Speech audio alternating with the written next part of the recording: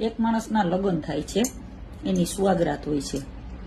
તો સુહાગરાતના દી એની ઘરવાળી આગળ આવી અને વાસામાં હાથ ફેરવી અને કહે છે કે ये मेरी जमीन है, इसमें मैं आलू लगाऊंगा.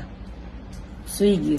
બીજો દિવસ થયો, પાછો આવ્યો, બાયડીનો વાહો થપકાર્યો અને પાછું કીધું કે ये मेरी जमीन में है, इसमें मैं प्याज लगाऊंगा. પાછો હોઈ ગયો. બીજે દી આવ્યો, બાયડીનો વાહો થપથપાયો એટલે બાયડીએ કીધું કે પીકીના આજે તે મૂરો નથી લગાડ્યો ને તો આ જમીનો બીજા કોકને ભાડે દઈ દઈશ. સમજી ગયા ને હું કહેવાનું થયું.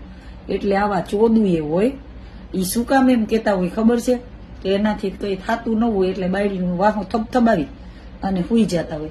કેમ કે ઓલાને એમ થાય કે ભાઈ આજે કાલે, એટલે બાયડીએ ગરમ થઈ કે તારી માને જતે આમાં આજ તે મૂરો નથી લગાડ્યો ને તો કાલે હું આ જમીન કોકને ભાડે દઈ દઈશ.